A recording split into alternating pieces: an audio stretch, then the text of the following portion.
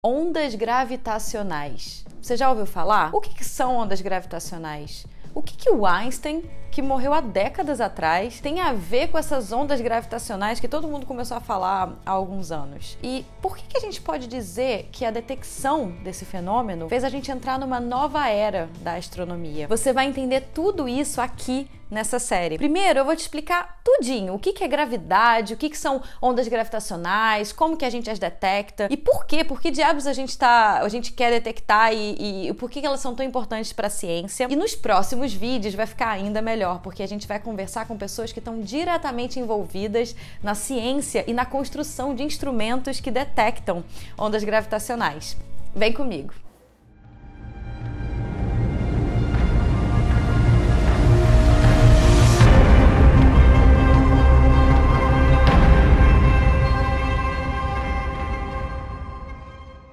Antes de falar de ondas gravitacionais, a gente precisa falar de gravidade. Você já parou para pensar como que a Terra está ligada ao Sol?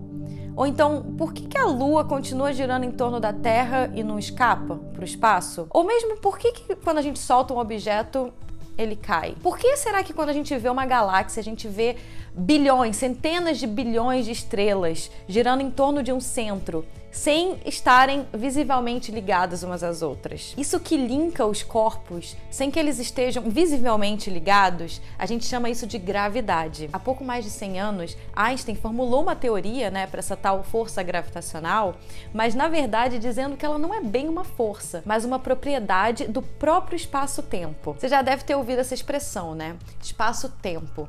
Talvez num livro, talvez num filme, talvez você até pense que isso é uma expressão de ficção científica. Talvez você até saiba o que é, mas o que isso tem a ver com a Terra, o Sol, a Lua girando em torno da Terra, a galáxia? O que tudo isso tem a ver, Calma, eu vou te explicar. Espaço-tempo nada mais é do que as 3 dimensões do espaço e a dimensão do tempo. E essas 4 dimensões não podem ser tratadas de maneira separada, Se você parar para pensar, é intuitivo, Por exemplo, vamos supor que você queira marcar um dentista. E aí você liga pro dentista, fala, quero marcar uma consulta, e o dentista te passa o endereço. Que o endereço, na verdade, seria as 3 dimensões do espaço, Mas de que adianta se vocês não combinarem o horário? Um evento só pode ser realmente definido se você tem essas dimensões do espaço e o tempo em que ele ocorreu. E esse é um conceito essencial, de ser entendido na astronomia.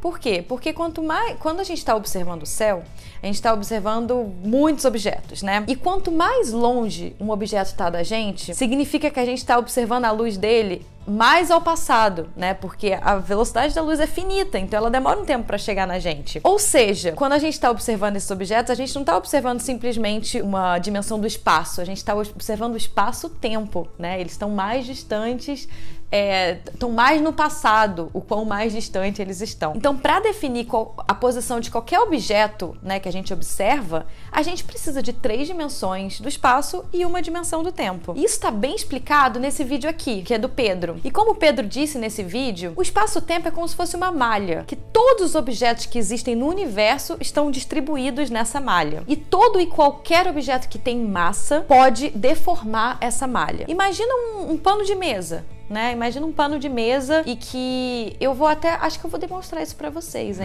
Oi, gente! A gente tá aqui para fazer o experimento. Vocês podem fazer isso em casa, inclusive. Isso é só pra gente ter uma ideia de como que é o espaço-tempo. É lógico que o espaço-tempo em si tem 4 dimensões, 3 dimensões do espaço e uma do tempo. Aqui a gente está demonstrando algo em 2D apenas, mas é só para a gente ganhar essa intuição. Aqui, essa bolinha de tênis pode ser como se estivesse representando a Terra, por exemplo. Se a Terra estivesse passeando livremente pelo universo e não tivesse o Sol, não tivesse nenhum outro corpo, para interagir gravitacionalmente com ela, ela estaria em movimento simplesmente retilíneo, uniforme, No caso, seria mais ou menos assim.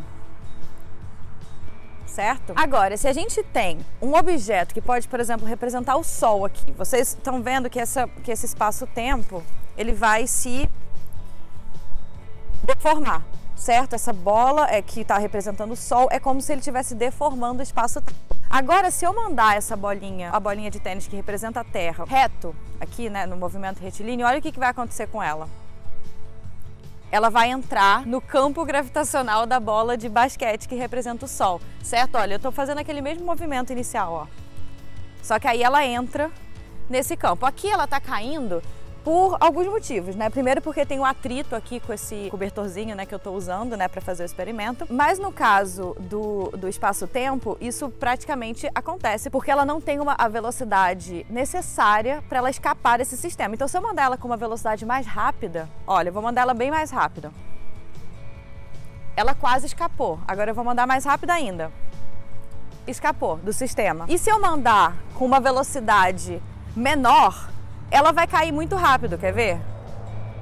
Caiu muito rápido no Sol, né? No centro desse campo gravitacional. Agora, se eu mandar ela com uma velocidade exatamente para uma velocidade que ela vai continuar girando, girando, se não houvesse esse atrito aqui, né? Eu posso mandar ela com uma velocidade exata que vai fazer ela continuar girando em volta desse objeto por muito tempo, que é o caso da nossa Terra, né? Ela tinha uma velocidade perfeita para girar muitas e muitas vezes sem cair ou sem escapar pro espaço. Então é isso, pessoal. E é por isso que objetos caem na Terra, é por isso que objetos orbitam outros objetos, é por isso que a gente vê essas galáxias com centenas de bilhões de estrelas, todas girando em torno de um mesmo centro. Mas imagina agora que um sistema seja formado por dois corpos. Imagina assim, duas estrelas de nêutron. Estrelas de nêutron são o que resta de uma estrela que é relativamente massiva, né? Depois que ela explode. Então vamos supor, você tem duas estrelas de nêutron espiralando uma em volta da outra. Elas não só vão deformar o espaço-tempo, como elas vão gerar mudanças nessa deformação, porque elas estão ali agindo de forma muito rápida, elas são muito macias, muito densas, e ao mesmo tempo elas estão deformando e mudando essa deformação o tempo todo. E isso é o que gera as ondas gravitacionais, essa mudança na perturbação do espaço-tempo. Um bom paralelo aqui é imaginar a água, uma piscina ou um copo d'água. Se você joga uma pedrinha, o que ele vai acontecer? Vai gerar ondas. Por que está gerando essas ondas? Porque era um objeto que não estava ali, que chegou, mexeu na perturbação da água e gerou essas ondas. É a mesma coisa com as ondas gravitacionais. Qualquer movimento no espaço-tempo gera ondas gravitacionais. Então, por exemplo, eu mexendo minha mão aqui fazendo isso, estou gerando ondas gravitacionais. Só que são miseramente muito pequenas, muito pequenas. A gente precisa de eventos muito energéticos ou corpos muito densos interagindo entre si, né, para a gente conseguir ali detectar alguma coisa, né, nessa perturbação no espaço-tempo. E veja bem, se eu perturbar a água bem levemente, as ondas geradas vão ser bem leves. Se eu utilizar um objeto mais denso, essas ondas vão ficar o quê? Maiores, né? Mais agressivas. E se eu movimentar esses dois objetos um ao redor do outro, a onda fica ainda maior. E se eu movimentar esses objetos bem rápido, as ondas vão ter uma frequência maior do que elas teriam se eu estivesse movimentando os objetos de forma devagar. Além disso, quando a gente está falando de objetos que estão no espaço, né, e estão espiralando um ao redor do outro, eles vão perdendo energia em forma de ondas gravitacionais, perdendo mais e mais energia, até que em algum momento eles se colapsam. E isso é uma coisa que a gente não consegue testar aqui, fazer na piscina, né? E dependendo do tamanho deles, da massa deles e do quão distante eles estão, esse processo, né, de colisão vai ser mais rápido ou mais lento, o que vai afetar também a amplitude e a frequência dessas ondas. Não sei se vocês já estão pegando a ideia que eu tô querendo passar para vocês. As ondas gravitacionais que a gente detecta de objetos que estão a anos-luz da Terra, por exemplo, duas estrelas de nêutron, nos dizem sobre as propriedades desses objetos. Quão longe eles estão, quão massivos eles eram, há quanto tempo esse evento ocorreu. Inclusive, isso nos permite classificar, né, esses objetos como, isso era uma estrela de nêutron, isso era um buraco negro. Gente, só pensa, cara, é bizarro isso. A gente detecta algo aqui na Terra, essa onda, né, a gente detecta uma pequena ondinha, e isso nos diz muito sobre objetos, buracos negros, estrelas de nêutrons que estão a milhares, bilhares de anos-luz de nós. Isso é sensacional. Não sei vocês, mas eu já tô sentindo um cheirinho de ciência nova no ar. E por que eu digo isso? E eu digo ciência nova porque, pensa só, até então, tudo que a gente... a astronomia, a cosmologia, tudo que a gente sabe, né, sobre o universo, dependia do que os telescópios enxergam. Quando eu digo enxergam, são os fótons que chegam até esses telescópios. Agora, a gente tem a possibilidade de enxergar o universo sem ser enxergando luz. A gente está simplesmente detectando ondas, entendendo mais sobre o universo apenas por detectar ondas. Além disso, ainda tem mais uma vantagem nas ondas gravitacionais, porque as ondas gravitacionais, elas se movem muito próximas da velocidade da luz, só que elas sofrem menos interações, né, no caminho até chegar até a gente do que a luz. A informação chega até a gente com muito menos interferência. Isso não significa que a detecção de ondas gravitacionais sejam melhor ou pior do que a ciência que a gente sempre fez com telescópios e tudo mais. Na verdade, existem coisas que a gente só entende por conta da luz. Fora que a gente só consegue detectar ondas de, como eu já disse, ondas gravitacionais de eventos e objetos extremamente energéticos. Então, na verdade, detectores de luz e de ondas gravitacionais se complementam e nos ajudam cada vez mais a desvendar o nosso universo. Mas tá bom, eu tô aqui falando de ondas gravitacionais, porque elas são importantes, que elas são maravilhosas, nova era na ciência, mas como que a gente faz para detectar essas ondas que são invisíveis? O método que a gente usa para detectar ondas gravitacionais se chama interferometria. Essa animação mostra como que esses interferômetros funcionam. A primeira coisa que é necessária no interferômetro é de um laser, né? Esse laser é o quê? É luz, né? E por ser luz, é onda. Essa luz é dividida em dois. E cada uma dessas ondas que foram divididas percorrem caminhos diferentes, até que elas encontram um espelho e são refletidas. Dessa forma, elas voltam percorrendo o mesmo caminho pelo que vieram, até se encontrarem novamente. Se a distância que ambas percorreram fosse a mesma, quando elas se encontrassem de novo, elas iam simplesmente formar aquela onda inicial, né? Elas iam se adicionar e formar aquela onda inicial que tinha lá no início. Mas quando esses interferômetros são construídos, eles já são construídos para ter uma pequena diferença de fase entre essas duas ondas, para que quando elas se encontrem novamente, ao invés de elas formarem aquela onda inicial, elas se anulem completamente e fiquem como se fosse ali uma linha zero. Porque aí fica mais fácil, se tiver tendo alguma perturbação, fica mais fácil da gente ver do zero, né? Do que se tivesse uma onda ali. Ou seja, na maior parte do tempo, esse interferômetro tá gerando, tem esse laser é dividido em dois, eles voltam, quando essas duas ondas se encontram novamente, elas se anulam e ficam ali no zero.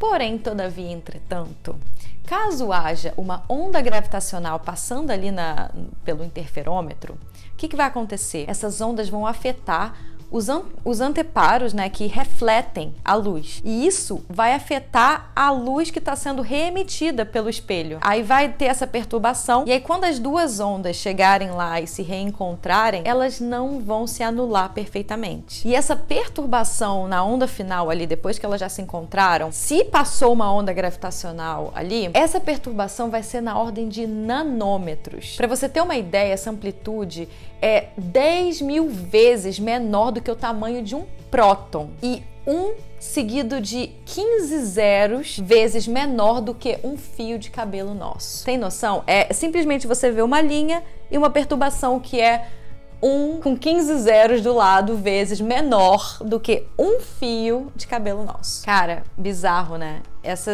Na astronomia a gente vai de escalas assim absurdas, gigantescas, para escalas menores do que um próton, muito menores do que um próton. Eu fico fascinada com isso. E se você tá gostando desse vídeo, já deixa um like aí pra gente, vai? Mas vamos lá, vamos recapitular aqui, né? O que a gente já falou até então. Eventos super energéticos que aconteceram há milhões de anos perturbam o espaço-tempo e acabam por gerar essas ondas gravitacionais. Essas ondas que a gente acredita que se movem bem próximas da velocidade da luz, só estão chegando até a gente agora, né, no momento da detecção, com uma amplitude muito menor do que ela foi emitida. Essas ondas podem ser detectadas através da interferometria, que atualmente os instrumentos são capazes de detectar ondas que chegam e que têm uma amplitude 10.000 vezes menor do que o tamanho de um próton. E para que esses interferômetros sejam tão precisos, é preciso que eles sejam muito grandes, cada braço tenha quilômetros de distância. Atualmente há apenas 5 interferômetros no mundo, um nos Estados Unidos, 2 na Europa, um na Índia e um no Japão. Mas apenas 2 deles foram capazes de detectar ondas gravitacionais até então, que é o LIGO nos Estados Unidos e o Virgo na Itália. E há também projetos de interferômetros espaciais que vão ser lançados ainda nessa década. No próximo vídeo dessa série eu vou falar mais sobre esses interferômetros que a gente tem, que já estão em ação ou aqueles que estão sendo planejados. Vou falar também mais sobre essas detecções de ondas gravitacionais, quantas a gente já detectou, o que a gente já descobriu com elas e como essas detecções vêm impactando toda a ciência, né, da astronomia. Eu vou mostrar também como que os físicos, astrônomos, engenheiros estão trabalhando para construir esses interferômetros que vão ser mandados para o espaço. Também quero mostrar um pouco como que é o dia a dia, né, de um cientista ou de alguém que trabalha diretamente com isso. Se você gostou de aprender sobre a física das ondas gravitacionais e sobre a importância, né, dessa nova era da astronomia, já dá um like aqui pra gente, vai, e não perde os próximos vídeos, tá? Segue a gente, compartilha nas redes sociais, segue a gente nas redes sociais, se quiser se tornar membro do nosso canal. Como eu sempre digo, o AstroTubers é formado por astrônomos profissionais e a gente precisa muito da sua ajuda para continuar trazendo ciência de qualidade, tá bom? Até a próxima, pessoal!